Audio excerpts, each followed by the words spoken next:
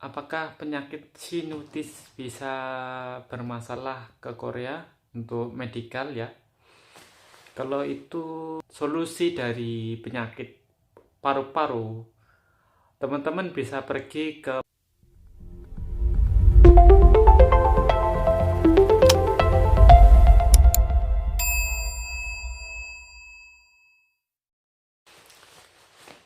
Assalamualaikum warahmatullahi wabarakatuh. Halo teman-teman semuanya, jumpa lagi dengan saya Muhammad Yahya di channel Muhammad Yahya ya.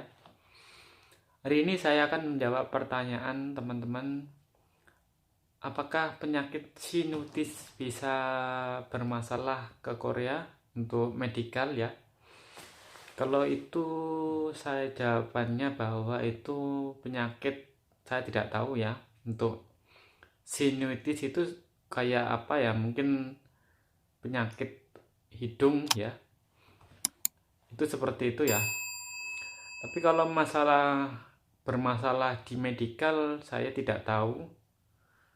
Dan kalau setahu saya penyakit yang di medikal itu yang penyakit kayak itu ya, kayak hepatitis ya, TBC, asma, kanker, ya itu biasanya di situ.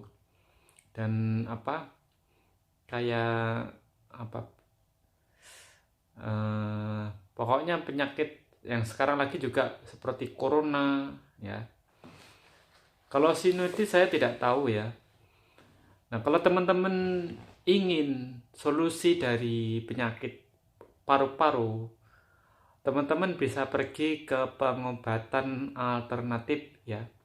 Sebelum swab misalnya sebelum swab sending ya, teman-teman bisa pergi ke pengobatan alternatif yang bernama pengobatan resdung ya. Nanti teman-teman di sana akan ditetes hidungnya dan mulutnya. Nanti semua penyakit hidung dan paru-paru teman-teman akan keluar secara sendiri ya. Nah, setelah ditetes seperti itu, nanti di swab dan hasilnya insya Allah negatif. Dan itu bisa mengobati juga penyakit asma, penyakit TBC ya. Itu nanti bisa pergi ke pengobatan resdung itu ya. Insya Allah sehat. Dan itu tadi sebelum melakukan medikal, jangan lupa minum susu Bear Brand. Nah, ini nggak tahu dari teman-teman aja, tapi kalau saya dulu sebelum swab itu minum susu Bear Brand ini ya. Dan juga sebelum swab usahakan jangan makan dulu ya. Dan bawa air putih yang banyak, minum yang banyak. Supaya nanti kalau medikalnya sehat, tidak ada masalah ya. Nah, kalau penyakit yang parah itu seperti TBC, seperti penyakit asma, nah hepatitis A, hepatitis B, seperti itu penyakit yang tidak bisa ditoleransi di Korea. Jadi teman-teman kalau misalnya mau solusi ya itu tadi. Kalau mau solusi yang lebih cepat yaitu pengobatan resdung. Itu gurah namanya, gurah ya. Kalau di internet resdung, teman-teman bisa cari di YouTube ya. Pengobatan gurah atau pengobatan resdung. Nanti teman-teman akan tahu. Dari itu mengobati penyakit paru-paru ya. Nah, itu sebagai ikhtiar saja. Nah, kalau dulu saya sebelum swab itu minum banyak banget ya, seperti itu. Pokoknya karena takut nggak lolos ya, saya minum kelapa hijau itu saya minum, susu berbrand saya minum, itulah. Terus air putih yang banyak itu saya minum. Nah, jadi banyak sekali ya. Terus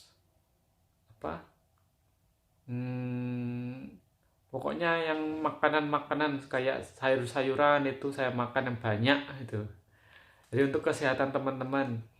Dan sebelum di swab atau swab, astaga, sebelum medikal,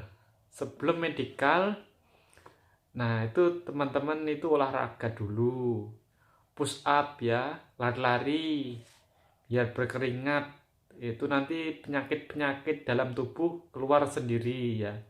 Jadi nggak perlu perobatan alternatif, teman-teman penyakitnya bisa keluar ya. Nah itu tadi, kalau misalnya teman-teman untuk mata, yaitu makan wortel yang banyak ya, makanan yang mengandung vitamin A yang banyak ya, atau kalau tidak pergi ke apotek beli vitamin ya.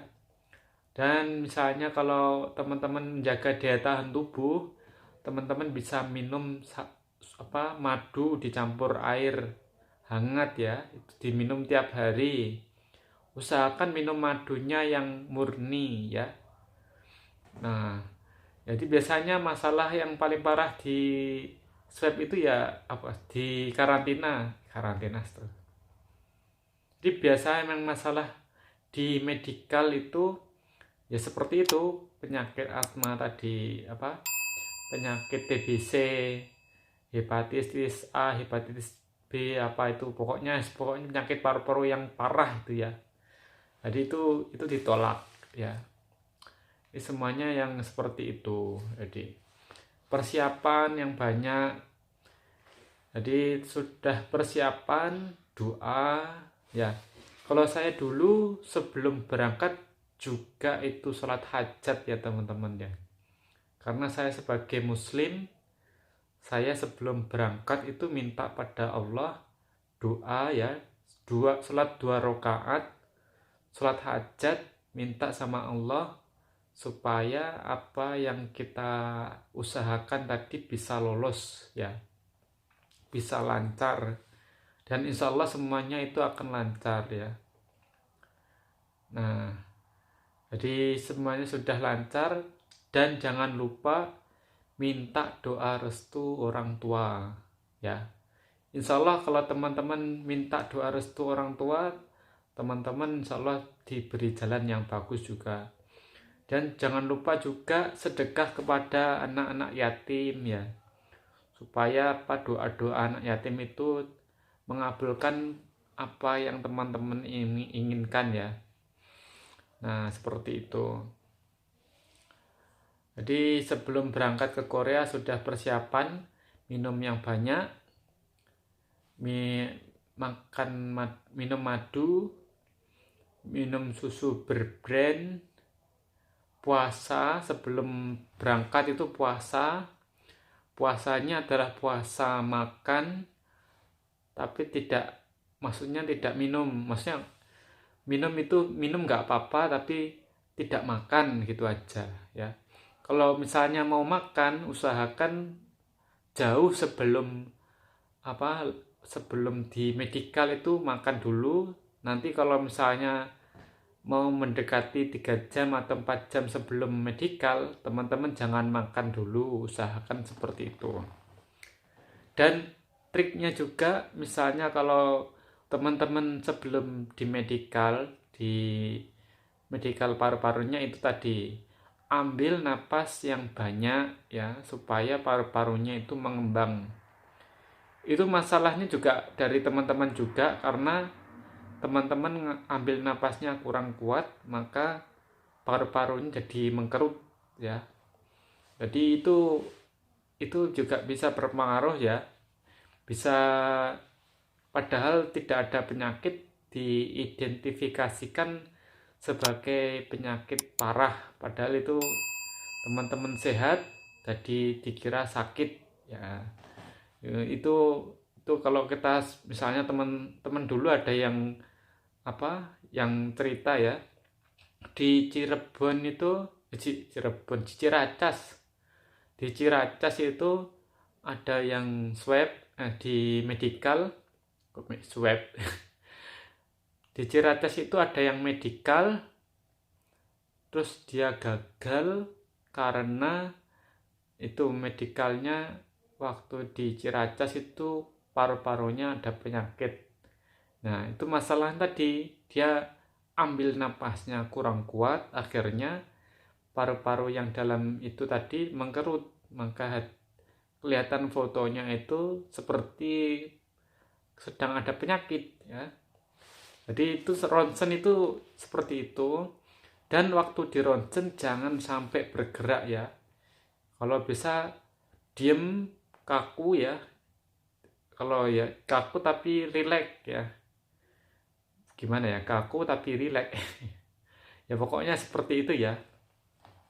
Ya silahkan, kalau apabila teman-teman masih ingin bertanya, silahkan komen di kolom komentar, dan jangan lupa like, subscribe, dan komen. Saya akhiri, waalaikumsalam warahmatullahi wabarakatuh.